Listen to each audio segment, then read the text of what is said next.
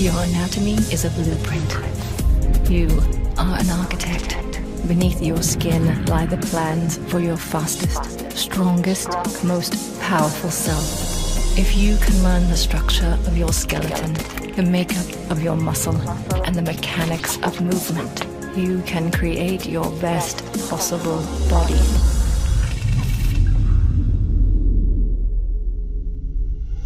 I'm Mike Robertson. This is Built by Science.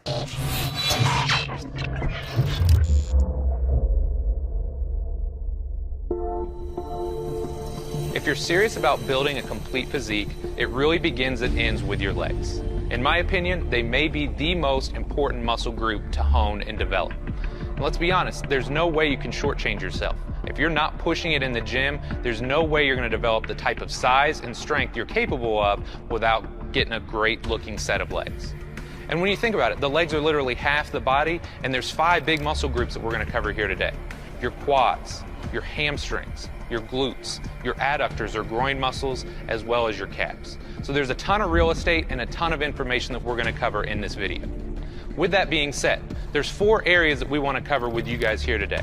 Number 1, we're going to cover the muscular anatomy like we just talked about. We're going to cover the skeletal anatomy, the bones and the joints involved in those movements.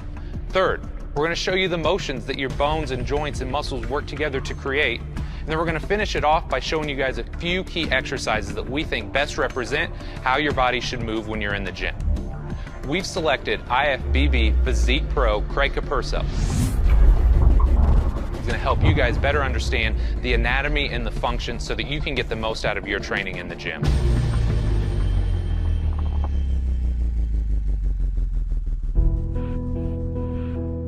As I already alluded to, the legs are literally half of your body.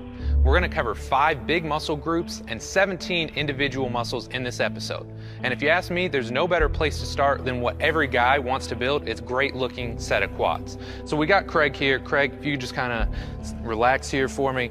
Quads means 4 individual muscle groups. So you've got what's called your vastus lateralis, your vastus medialis, vastus intermedius, and your rectus femoris. So we'll start with rectus femoris because it's unique. It actually starts at the top of your hip and comes all the way down and crosses your knee. It connects onto what's called your quad or patellar tendon. And this muscle is unique because it's the only one of your quad muscles that crosses your hip. From there, you've got what's called your vastus lateralis, and a lot of people want to talk about their outer thigh sweep. It comes from the top of your femur, comes all the way down across, and it also attaches to that quad or patellar tendon. From there, you've got your inner thigh, or that vastus medialis. And you guys can see, when we talk about a teardrop, I mean, Craig's like a perfect example of that. So that vastus medialis comes from the top of the thigh, comes all the way down and around, and attaches to his quad or patellar tendon. And then last but not least, you can't see it, but your vastus intermedius. It runs deep to your rectus femoris, and it comes all the way down and also attaches onto that quad or patellar tendon. So quadriceps, 4 muscles, obviously the biggest bulk of the front of your thigh. So when we talk about legs, you may have heard people talk about the term feathers. Craig's a great example here because you can see all the individual fibers. You can see how his fibers are pinnated, and that just means the angle of pination or the angle of his muscle fibers. So, I mean, he's a great example to look at. And when you're in the gym, you want to get after it. If you want to build a great looking set of quads, that's where you're going to look at a squat, a lunge, or even a leg extension type exercise.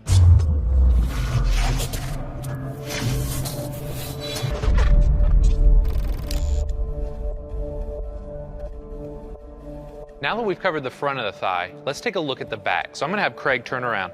And keep in mind, I get it. If you wanna get big, strong quads, that's cool, but make sure you're spending equal time developing the back. So when we're talking about the back, we're looking at the hamstrings. And there's 3 hamstring muscles, but don't be confused because the biceps femoris, the first one we're gonna talk about, has 2 individual heads. So the biceps femoris runs from the ischial tuberosity, or essentially what's called your sit bone, comes down and attaches onto what's called your fibula, or one of your lower leg bones. So you have your long head, it only makes sense that you have a short head as well. So in this case, the short head runs from the back of your thigh, and it also comes down and attaches to the fibula. So biceps femoris, it's 1 muscle with 2 different heads. Now you also have 2 more hamstring muscles, and they're more on the inner portion of the thigh. you have what's called your semimembranosus, and it runs from the ischial tuberosity, comes down, and it attaches to your tibia, or your other lower leg bone. And the thing that helps me remember semimembranosus, it's more medial or closer to the midline relative to the third muscle, semitendinosus. And it runs from the ischial tuberosity, comes down, and it also attaches onto your tibia.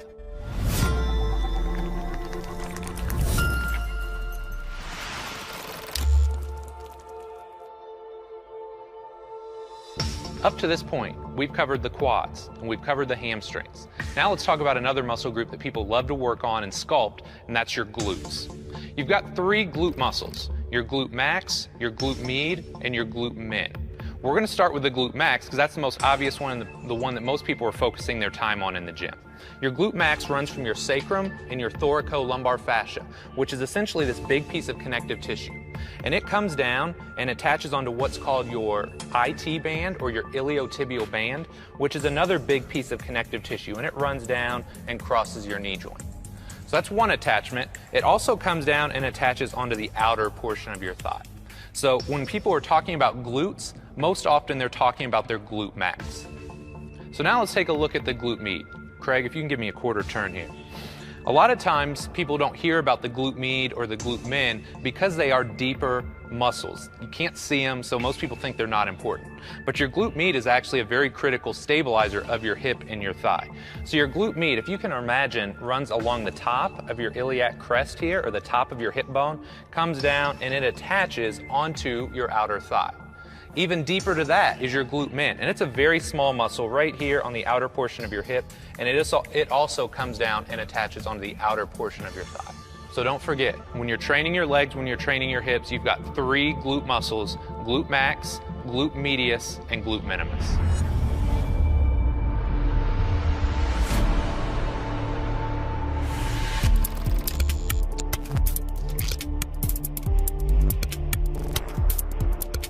The next muscle group we're going to talk about are called your adductors.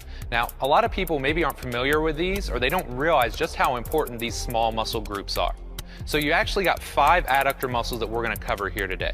All of them start on what's called your pubis, or if you can imagine kind of the inside of your hip, that's where your pubis is. So they all come off this pubis and come down and attach to the inside of your thigh.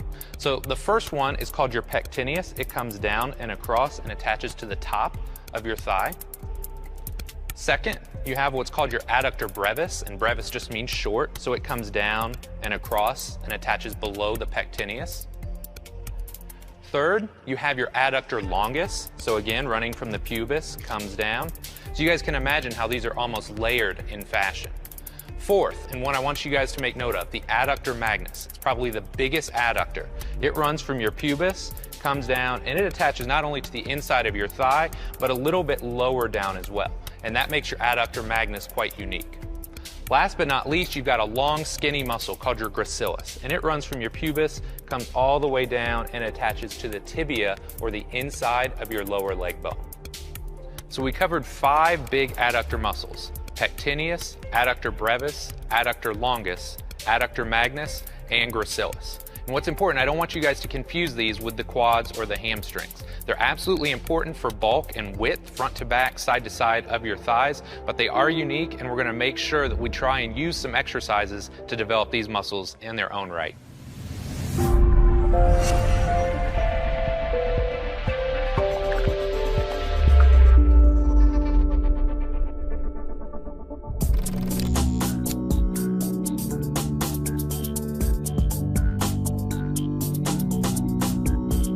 Last but not least, we're going to look at the calves, or the lower leg muscles. I'm going to have Craig go ahead and turn around here, and there's essentially 2 muscle groups that we're interested in developing: your gastrocnemius and your soleus. With your gastrocnemius, it's unique because it crosses your knee joint. So you have what's called a lateral head of your gastroc, and you also have a medial head, and both of those heads converge or come down and attach to your Achilles tendon. Deep to that gastroc, you have what's called your soleus. And your soleus attaches to your tibia and your fibula, those 2 lower leg bones, and it also comes down and attaches onto the Achilles tendon. So 2 muscles, one crosses the knee, but both attach to the Achilles tendon and help create plantar flexion, which we'll talk a little bit more about later on. So So we've covered a lot of ground in this video. 5 big muscle groups and 17 individual muscles. Just as a quick recap, you got your calves, you got your hamstrings, the big muscles on the back of your thigh. You got your glutes, or your butt muscles for lack of a better term. If we spin Craig around, you got your quads, the big guys on the front of the thigh, and then if he turns his thigh outward just a little bit, you get a good look at the adductors, or those inner thigh muscles. So we spent a lot of time covering the muscles. Now let's jump into the bones and joints involved in creating all these different movements.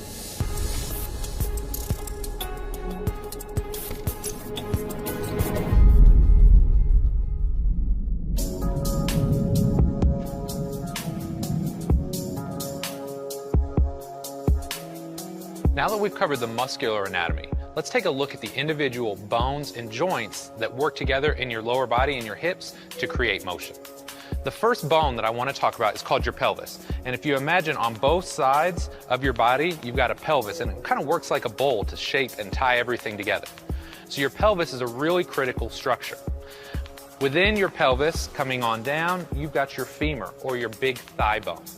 Working our way down even further, you've got your big lower leg bone, which is called your tibia, and that's kind of the meatier of the two. It's right here in the front.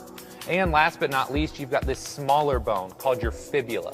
And while most people don't talk about it, it only absorbs about 10% of your body weight. So when most people are talking about their lower leg, they're typically talking about the tibia versus the fibula. Now that you have a better understanding of the bones, let's see how they all work together to create joints, which will help us create movement. I'm going to have Craig go ahead and give me a quarter turn again. And when you think about your pelvis, it's really simple. It's got 2 basic motions. It's got what's called anterior tilt, or rolling the hips forward, and it's got what's called posterior tilt, where he rolls the hips back and underneath him. So the pelvis is fairly straightforward. But from there, you've got your hip joint, and your hip is essentially your thigh bone coming into this socket here. So it's what's called a ball and socket joint. And at that ball and socket joint, you have tons of freedom of motion. If you can imagine, you can do all these different movements. So Craig can flex his hip, he can extend his hip, abduct it, adduct it, internally and externally rotate it. So that's important to note. Hip joint, it's a centerpiece for your body because it has so much mobility. Moving down, you got your knee joint. Primarily, when you're thinking about your knee, you've got knee flexion, or pulling your leg back like you would in a hamstring curl, and you've got knee extension like you would in a squat, a deadlift, or a leg extension. Last but not least, if we come down to your ankle joint, your ankle primarily has 2 basic motions. It's got what's called plantar flexion, like you would when you come up on your toes to do a calf raise, and you have what's called dorsiflexion, and that's where you would pull your toes back up towards your face. So far, we've covered the muscles, the bones, and the joints that are all involved in creating movement through your hips, your thighs, and your lower leg. But what's even more important, I want you guys to have a really strong understanding of how you take all these individual pieces and put them together to create seamless, fluid movement. And that's what we're going to cover in our next section.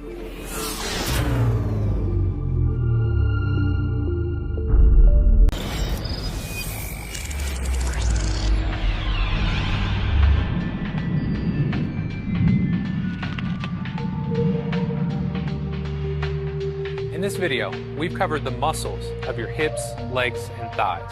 We've covered the joints, and we've covered the individual movements that those create.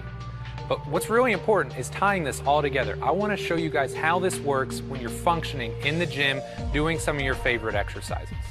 Now, keep in mind, as we're going through this stuff, in no way, shape, or form is it indicative of the kind of intensity that you're going to use when you're in the gym.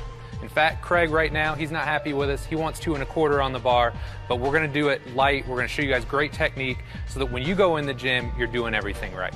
The first exercise we're going to demonstrate is a front squat. So Craig's going to go ahead and set himself up. Now keep in mind, when you're front squatting, you're typically not going to walk the bar forward out of the rack. You're going to walk backwards and stay in the rack. But again, for demonstration purposes, we're going to set it up this way. So Craig's going to set the bar high up on his throat. It's a little bit uncomfortable, but this is the best place to have the bar. As he walks it out, he's going to set up with his feet about hip, shoulder width apart, toes turned out very slightly. And then from this position, all he's going to do, keep the weight about mid-foot to the heel, and he's going to sit back and push the knees out. The cool thing about front squats, it's going to hit almost every muscle in your lower leg. You can tell as he's lowering down, he's really lengthening the quads. As he stands up, He's going to extend the knee, and he's really going to hit those quads hard. But it's not just quads.